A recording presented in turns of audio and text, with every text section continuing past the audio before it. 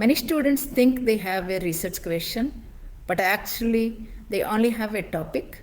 A topic is a broad area such as diabetes, hand hygiene, sleep, or nutrition. A research question is one clear sentence you can answer with data.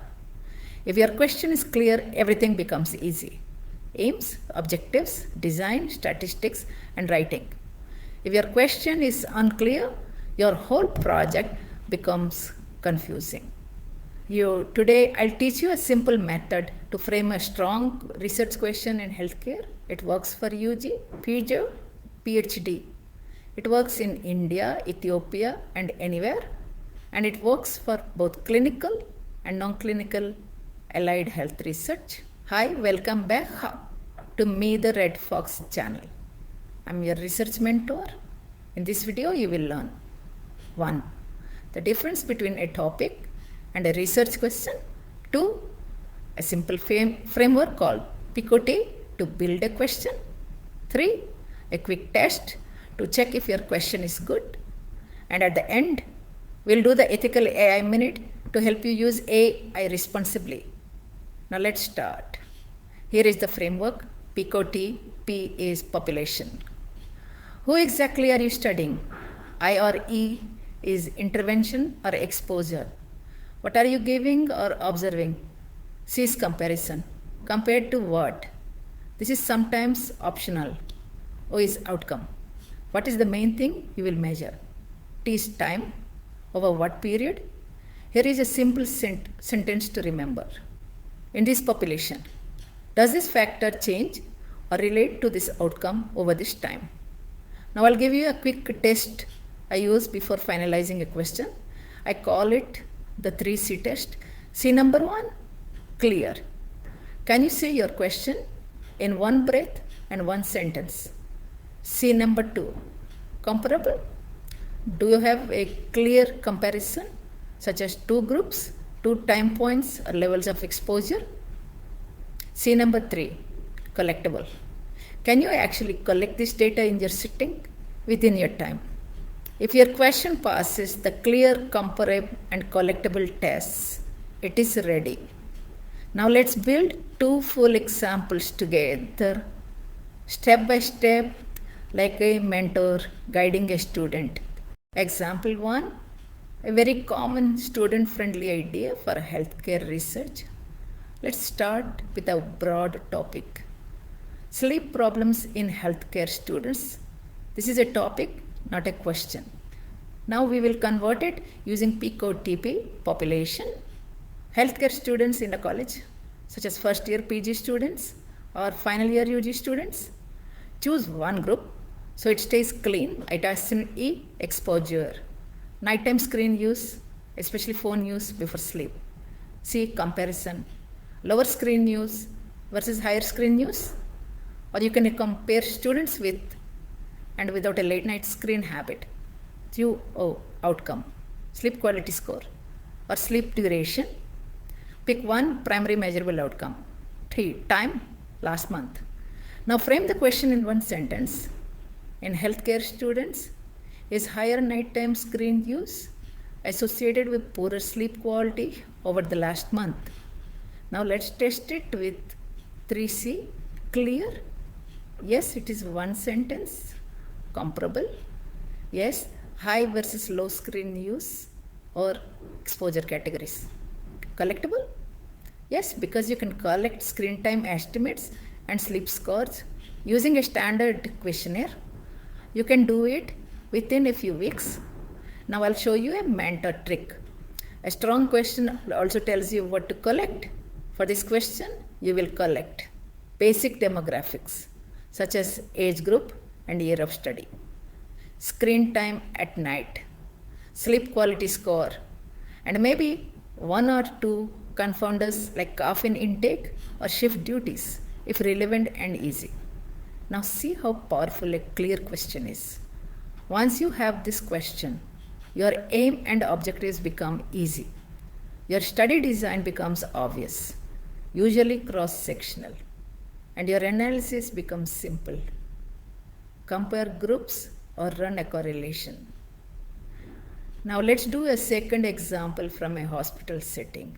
Example 2, a practical hospital-based research question, broad topic, hand hygiene. Again topic, not a question. Let's convert it using PICO-T, P population. Healthcare workers in one ward or nurses in one unit. Choose one setting so it stays feasible. I intervention, a simple reminder plus sanitizer placement, like a visual reminder near the hand rub point and easy access sanitizer. C comparison, usual practice without the reminder system, or before versus after implementing the reminder outcome, hand hygiene compliance rate. This can be measured by an audit or an observation checklist. T time, 8 weeks or 4 weeks depending on your schedule. Now frame the question.